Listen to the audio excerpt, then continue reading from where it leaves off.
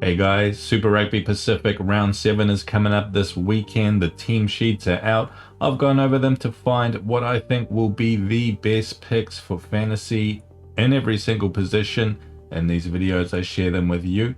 Anyway, let's jump right into it. First up, let's have a look at the fixtures. Now, just one thing, guys, most of these games, they are going to have wet weather on the day of the game, but it is supposed to clear up by the time each of them start.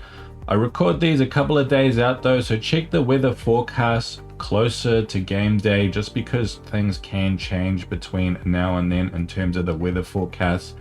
Anyway, starting off, we have Moana versus the Highlanders on the Friday night.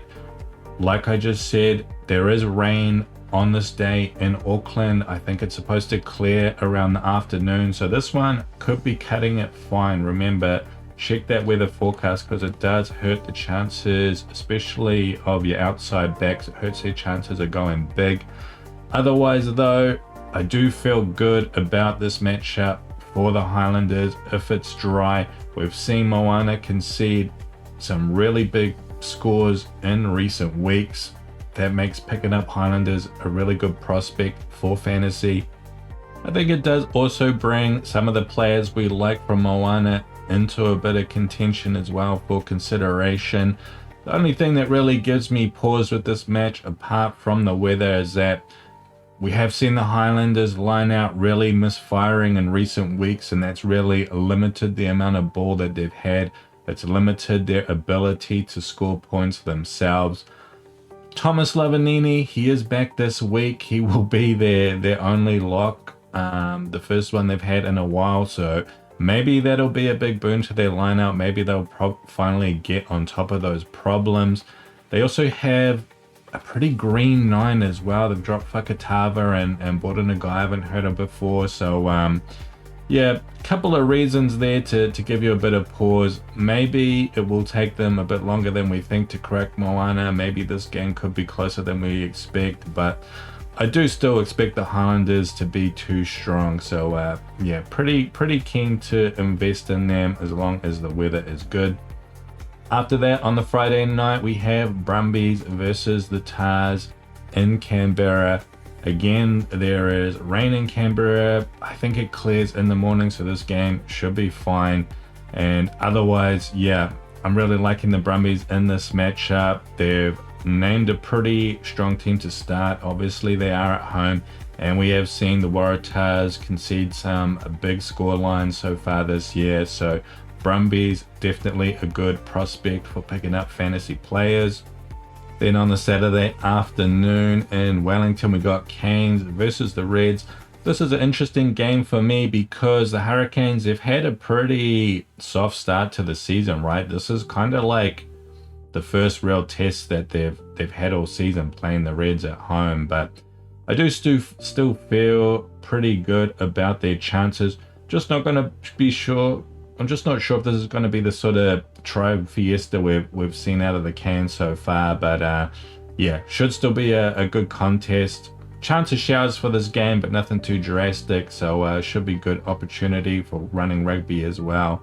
And I wouldn't be shy about you know, picking up Reds picks for this game as well.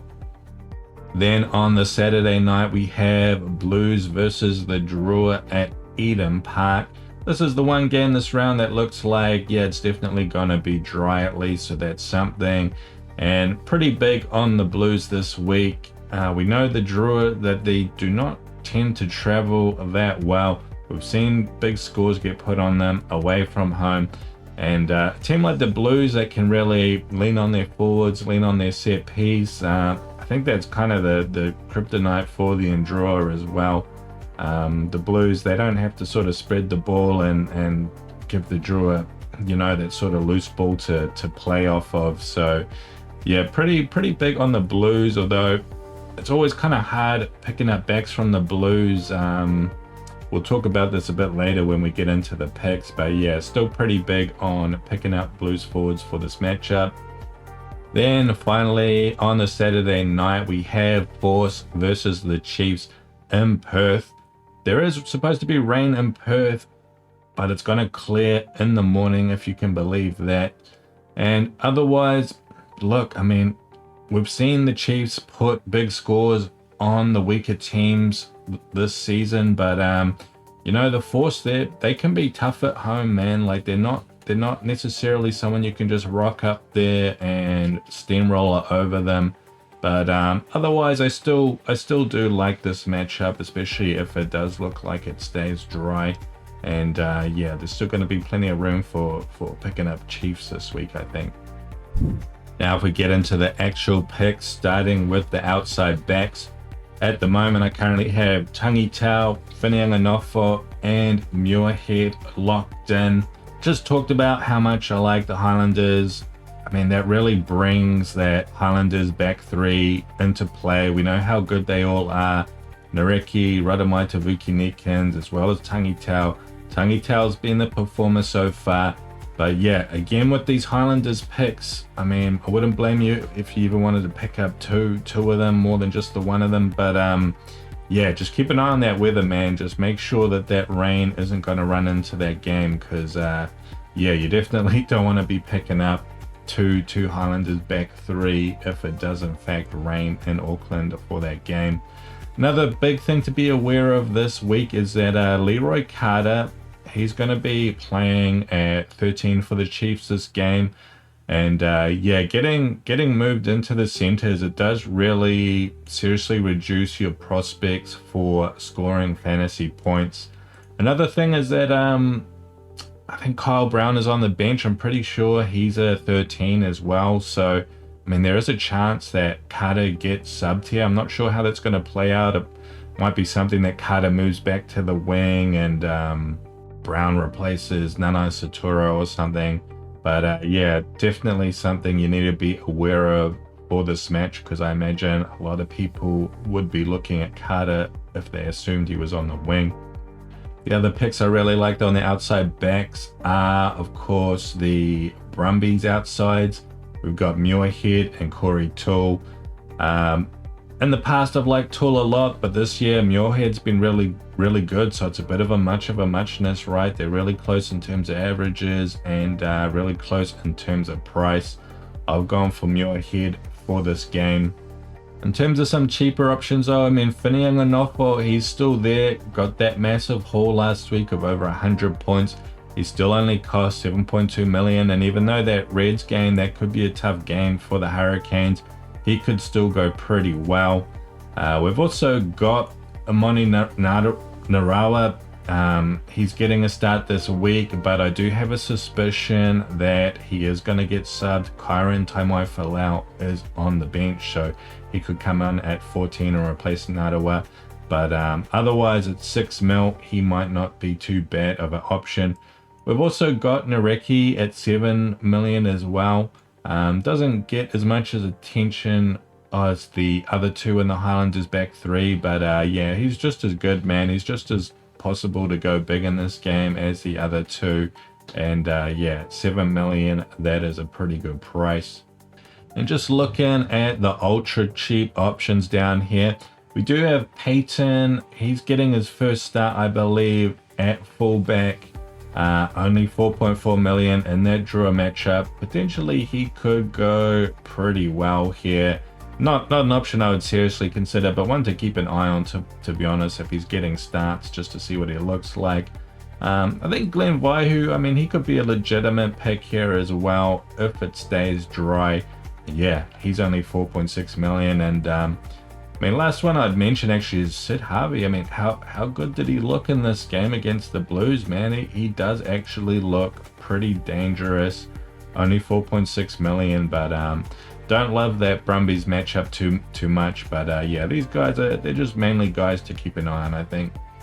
Now, moving on to the midfield. At the moment, I have Balin and Quinn Tupaia locked in, but as always, you do have a lot of options here.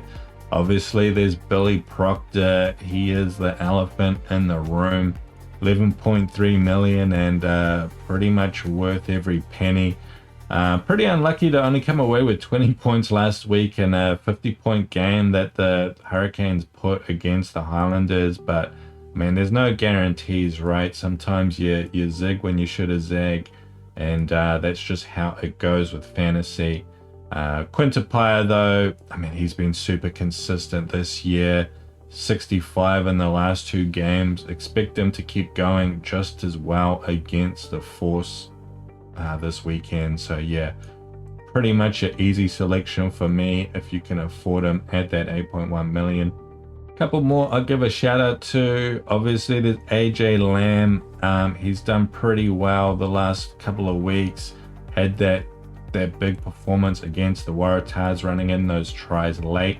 I think up against the Drua, he's one that could go pretty well. But another one to draw your attention to is Tanielu Talia. He's finally getting a start. Tavatawa Nawai is on the bench for this game. And yeah, up against Moana, he's one that could go pretty well. Does like to play with ball in hand. Very cheap as well, only 3.1 million. Like, he's pretty much certain to go up that 0.5 million, so he's a great pick if you want money. But yeah, he probably will end up getting subbed for Tavatawa Nawai, unfortunately, which kind of reduces his prospects quite a bit. And last one I'll talk about is Balin. If you don't know, Balin, even though he's listed in the midfield, he plays on the wing. He will be playing on the wing for this game. I mean, probably not as good a pick as Proctor, but he's just so much cheaper at 5.7 million. It's just, the only question is if he's gonna get subbed or not. Johnny Rover is on the bench. We've seen in the past when Johnny Rover's come on, he's actually replaced Geordie Barrett. But I'm more worried about Lucas Cashmore, who is also on the bench.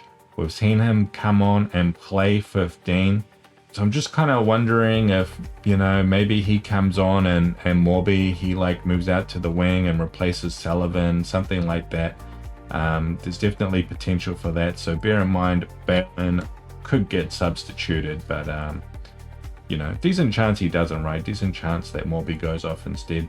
Moving on to the fly halves, and things are kind of straightforward here again. We've got DMAC playing in a good matchup against the Force. He is starting at fullback for this game as well, where I think that's where he tends to do his best scoring from in terms of fantasy. So yeah, I mean, he's a pretty easy pick this week if you can afford the 12 million. He is worth the 12 million. If you can't though, I mean, we do have Bowden Barrett a lot cheaper at 7.8, and that Fijian Drua matchup, it's going to be dry there. He should go well. We saw him go pretty well against the Waratahs as well. Didn't get a try at all, didn't get all of his conversions, but yeah, lots of try assists, line break, all that sort of good stuff. And yeah, I expect that sort of result again. Beyond that though, I mean, you might want to consider Meredith. Had that big performance against the Chiefs. He could go well against the Waratahs, again playing at home. Ben Donaldson, super solid, albeit not exciting. Yeah, I would probably go Meredith over him. And probably the last one to maybe consider would be Josh Jacob. Very cheap at 4.9 million. So yeah, pretty straightforward options there at 10. Moving on to 9, again, pretty straightforward. I mean, Roygaard, like, he's kind of found his form this year, right? Starting with that Force game, put on 60 plus in 2 consecutive games. This is going to be a tougher game, but I mean, we've seen him put on these scores in tough games as well. So yeah, he is the premier option. He is 8.6 million though. If you need to consider other options, you've got Lonergan. He's pretty solid, playing in a good matchup as well. But another one I'd give a shout out to actually is Funaki. I mean, doesn't have a big average because he's usually coming off the bench, doesn't get a lot of game time and doesn't get a lot of opportunities to score. But I mean, we saw in that Moana game, right? Like, he just went crazy, man. Ball in hand, he was doing all kinds of stuff. Pretty good in this Waratahs game as well. So he's in good form and a good matchup. Super cheap at 3.5 million. And yeah, like I would sort of say he's worth a lot more than that this week. He's definitely going to go up in value. And if you don't want to pick up Roygaard for some reason, if you need to save a bunch of cash somewhere, I think this is an exceptional option to go for. Now on to the back rows, and of course Charlie Cale in a good matchup at home. Really can't look past him, right? Even though he's 9.9 million, man, he's probably gonna go up again this week. He scored a try in every single game. 48 points last week was his lowest score ever. To be honest, I wouldn't be surprised if he goes back up to the 70-point range this game and his value goes up again. So pretty much a must pick for me, I think, even though he costs a lot of money. Beyond that, we do get McWright back this week as well. He's been super solid this year. Not an amazing matchup, but he's consistent, right? Like he's good in the easy matchups, the tough matchups. He's good on both sides of the ball. Just a very solid pick and worth his price, I think, at 7.8. The last pick I've gone for, and this is my softest pick in this position, is Torian Barnes. He's very, very cheap and 3.8 million. And yeah, I just wanted to fit in someone from the Blues back row. And I wasn't quite sure who. I mean, Dalton and Hoskins are both injured at the moment. They're not playing. But yeah, I feel like the Blues forwards, they're going to go pretty well against the Drua. They're going to have opportunities to score. And it's just a question of what happens with the substitutions. I feel like Malachi Rampling is the most likely to stay on, but yeah, I'm just not quite sure he's the strongest prospect just for getting those fantasy points regardless of that. But yeah, it could be something like Sigma gets subbed and then Shay Clark gets subbed into the locks, but possibly Shay Clark comes on for Torian Barnes as well and the locks play the 80. We've seen both of those scenarios play out from the Blues bench, so that makes it a little bit risky, but yeah, if you're looking to pick up someone cheap in your back row, I do like the Torian Barnes pick. Another cheap one that I kind of like as well is one that I've talked about in previous weeks, and that is Viveni Lasanga.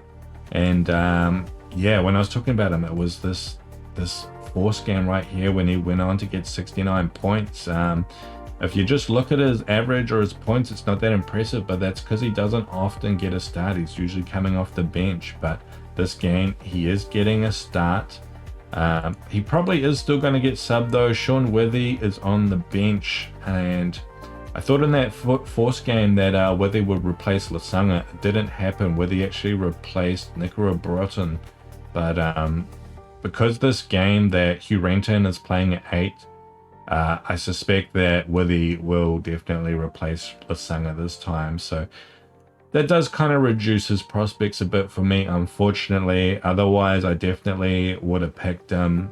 He might still go well anyway, right? And at 4.8 mil, I think even if he only plays 60 minutes, that will be a good pick. And another one that comes into play as well is Miracle Failangi. We've seen him put on good scores in the past, right? And this is a bit of a easier matchup for Moana. I mean, I think they're probably gonna lose and potentially could lose quite badly, but yeah, a guy like Failangi, he could still go well in a matchup like this. I mean, we saw him go well in that Crusaders game, so yeah, if you like Miracle, he is a guy that's back in the mix. And otherwise, I mean, look, these Hurricanes back rowers, I mean, they've been pretty good this year. It's just kind of hard to pick which one is going to go good in any particular week and which one is going to get subbed off. Wanga I like, but playing away from home, yeah, maybe this isn't the week for it. Harry Wilson, he was excellent in fantasy last year, but yeah, we're still waiting for him to kind of refine that form, right? Hasn't put on a good score yet this year, and he's still kind of expensive at 7 mil for the performance he's put out. He's still on the way down, so yeah, waiting to see more from him. Moving on to the locks, I've gone for Dowry and Lavanini. definitely wanted to get a Blues lock for this game against the draw. Like I said, I think the Blues forwards, they're going to go well against the draw, right? They always like to roll their sleeves up when they get the opportunity, and those type 5, they all get a chance to get in there and get a try. Bit of a toss-up between Darry and Berry. You never really know which one is going to get subbed. If they get subbed, I mean, these two have played 80 minutes more than once this year. I feel like it is Darry's turn to get subbed, but it's hard to predict, right? It's hard to predict with what's happening with the Blues subs in their back row. The other pick I've gone for here, Lavanini. I've gone for him. I mean, big part of the reason is that he's quite cheap, 3.8 million. I am hitting my budget cap for this round, but I figure with Lavanini, I mean, he's basically the only lock in the Highlanders. They've been without a lock for a while now, which is probably part of why their lineout has struggled so much. So I'm thinking, look, if Lavanini's coming in, if he's the only lock, maybe he'll be the one that they throw all the lineout ball to, right? Might not necessarily be the way it works, but if you're looking for someone cheap, like, that's a good a reason as any for me. And I mean, I think there's a chance he might play Eddie as well. I mean, he hasn't had a lot of game time this season, right? Just this one game against the Crusaders where he played a tiny bit, and then I think he got a concussion or something. So maybe he's not match fit. Maybe he does still end up getting subbed. But I mean, I think it's Will Stoddard on the bench, who was another back rower, right? So I mean, you'd want to leave him on for 80 if you can, but yeah, not sure if that's going to happen. But for a guy that's only 3.8 million, I'm kind of happy with that. Otherwise, the other one I probably would have gone for is Craig, only 4.3 million. We've seen him put out some pretty good performances this year, and on average has been super solid.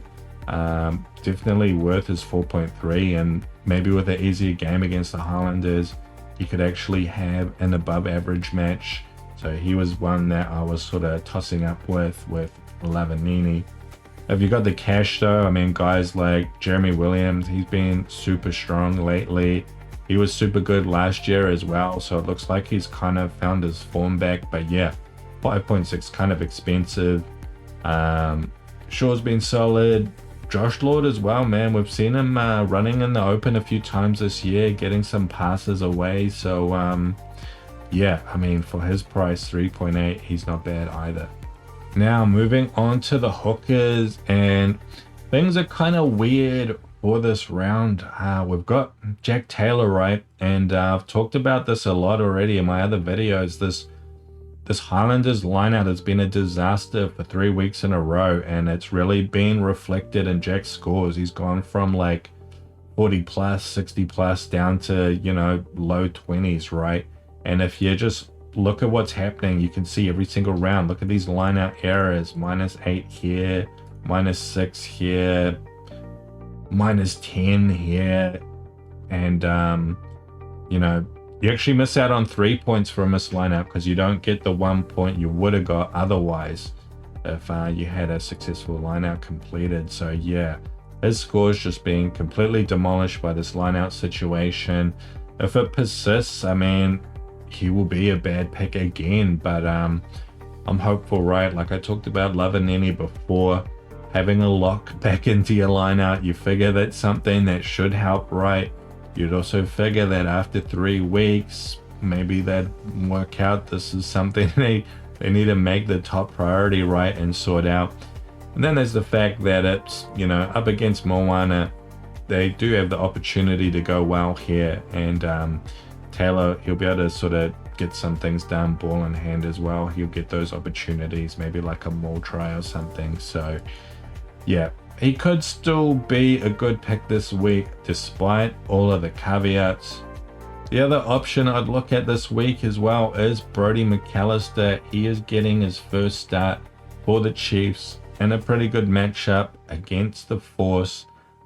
He was pretty solid last year, had some good game time because yeah, Takiaho was injured for a bit last year, so yeah, pretty good pick. 5.1, not too expensive. But I mean, the other thing you might want to consider as well, right? Like Taukiao is on the bench, so I also wouldn't be surprised if he just comes off the bench this game, comes on at like 15 minutes and just goes crazy and still scores like 50 points or something, right? So if you got the cash, I mean, you might even want to just take the punt on Taukiao. And probably the last one I'd talk about is Bradley Slater, just because they're up against the Drua. They had a few line-out problems against the Waratahs last week, but potentially I think he could still go quite well this game. And lastly, for my props, I've got Renata and Dyer locked in at the moment. Big fan of picking Renata when he starts. Talked about him before, like he's always solid, and again, like when the Blues get the opportunity to roll their sleeves up, Renata, he's one of the guys who often is the one who comes up with a try, right? So it's not going to happen every game, but you know, happens often enough that it puts him ahead of other props, and he's getting up to 5 million now, which is kind of expensive for a prop, but because he gets rotated a lot, right, and comes off the bench, it's kind of keeping his price in check. So yeah, I think it's a good week to pick him up. And with Dyer, I mean, this is just a straight budget pick, right? Only 2.8 million. Prospects aren't great, but he is getting a start this week and in a good matchup. So yeah, that's good enough for me.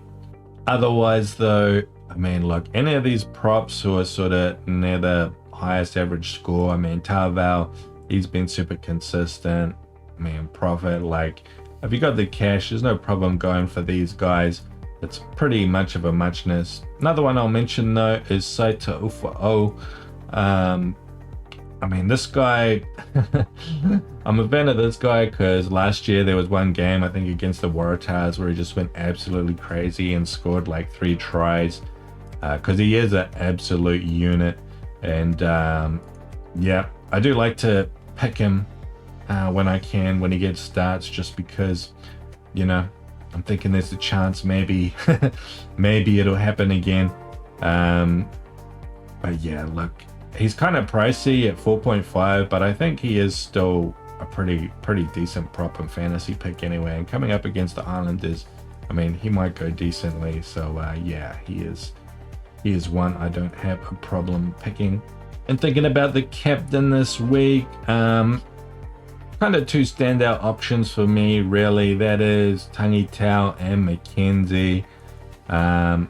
Again, like with Tangi Tau, keep an eye on that weather for Auckland on the Friday. Just make sure it's not still going to be raining. And yeah, McKenzie starting at fullback in a pretty decent matchup. He's both a safer option than Tangi Tau, but yeah, I feel like he could go just as well this week as well, just because he's starting at that fullback. So I've got McKenzie locked in at the moment. And as for boosters, pretty much the same sort of logic, right? Like I'm not really feeling the boosters this week. I'm not feeling any sort of co-captains or triple captain, but I mean, if you did want to go for it, Tangi Tau would be your option. But yeah, again, like, you got to check that weather, right? If you're using your triple booster, you don't want to gamble with the weather. And yeah, that's not a particularly great week for boosters. I think we're going to have better opportunities to come for boosters. Anyway, guys, that'll do it from me. Hope you found it useful in some way, shape, or form. Otherwise, I hope you enjoy the games this weekend, and I'll catch you in the next one. See you later.